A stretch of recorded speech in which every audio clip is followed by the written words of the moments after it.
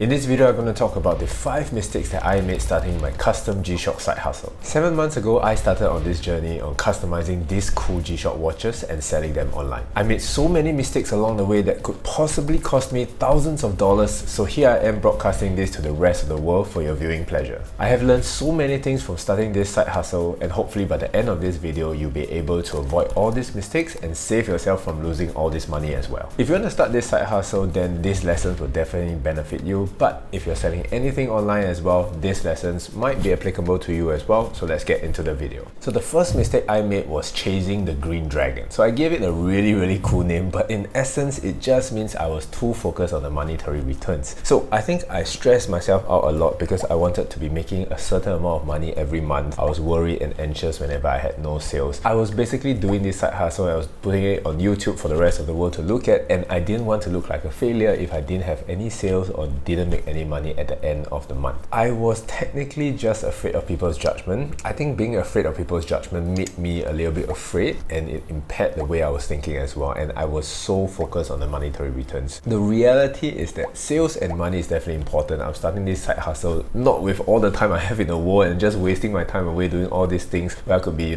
gaming, I could be spending time with my family, I could be doing so many other things, but money is definitely one of the key things that I'm aiming for. But at the same time, I want to make sure that I'm also having fun, and I want to go for it for the long run in that sense. And I think if you're really just thinking about money, it stirs a lot of negative emotions and it just causes so much stress and anxiety. And as I'm saying this, I'm also constantly reminding myself as a message to you guys and a message to myself as well to not be so focused on the monetary return. So the lesson learned is I have to remember why I started this side hustle. Money is definitely an important thing, but I wanted to find something that was fun and interesting to do while earning money as well. So I can still remember the times where I would go onto Carousel, I would find all the sellers who were very reputable, I would copy their best design. So it's a little bit of a douchebag move, but I feel that when I was copying their designs, I was having fun. I was choosing the designs that had the most interest and was the coolest to me, and I was excited to customize them in that sense. I think for me, earning money is definitely one of the KPIs that I'm setting for the longer term, but I want to find interesting ways to have fun and enjoy myself as well. So exploring and finding new watch models is fun and cool to play around with. That keeps me motivated because there's something new I can get to customize at the end of the month, and hopefully I can sell it out. I think most people would enjoy these things, but I mitigated my risk by finding popular models and things that I found that are really cool. Those are the risks that I've already mitigated over there. Now I just have to focus on having fun myself, customizing these watches and really selling them online and seeing if we can kind of make a profit from it. But ultimately, I want to have as much fun as I can doing this side hustle as well. The second mistake that I had was to have unrealistic expectations. So I expected, when I launched this side hustle, I expected it to be smooth sailing. I couldn't be more wrong about it because I expected to have money rolling in every day. I expected to have sales every single day and everything would be smooth.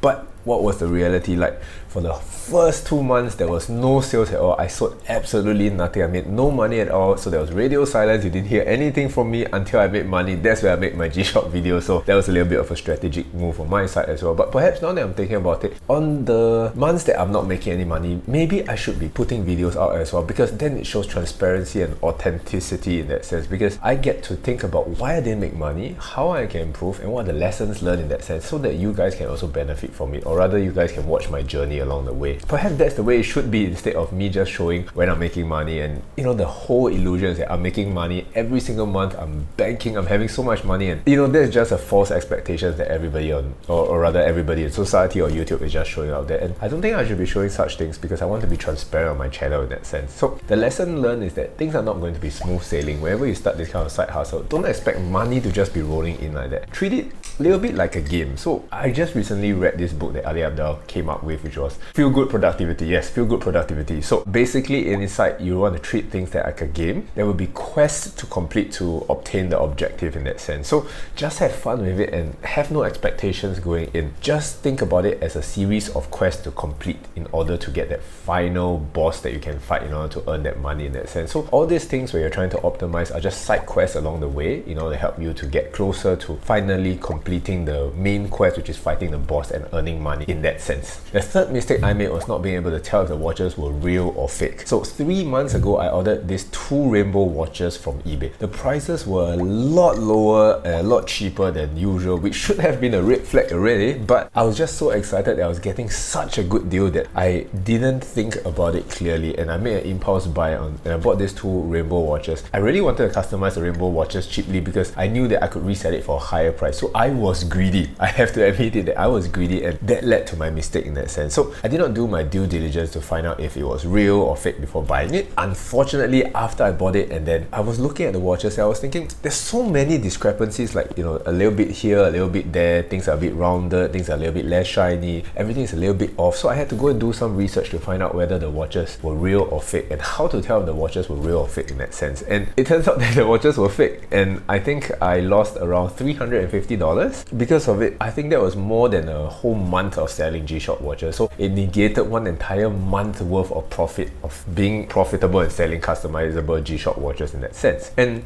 the lesson learned was that after I watched so many tutorials on how to identify the real versus the fake watches, it was a good lesson to learn because now I am able to confidently identify them in that sense. And always educate yourself on the product that you are selling and making sure that you know how to tell if they are genuine or not. I think that's really very important. It's such a rookie mistake, but I really just made that mistake in that sense. So I guess in this sense, there are 2 lessons to be learned. One is you need to make sure that you know how to identify the genuine goods. 2, don't be greedy whenever you see a deal that's too good to be true online. Usually there's a caveat to it, which is it's too good to be true, and you have to be more careful whenever you see deals like that in that sense. So basically, you want to make sure that you don't ignore the red flags and that you are always vigilant when buying these things online in that sense. The 4th mistake that I made was not diversifying. So I was selling on platforms like Carousel, Facebook Marketplace, and eBay. However, I got no views on eBay, so I just, kind of gave up on it. And Carousel and Facebook Marketplace was where I was primarily selling most of my things. And I think it's relatively local, but since Singapore is only so small, the target audience is very small in that sense. When I was selling these watches, I was probably selling only about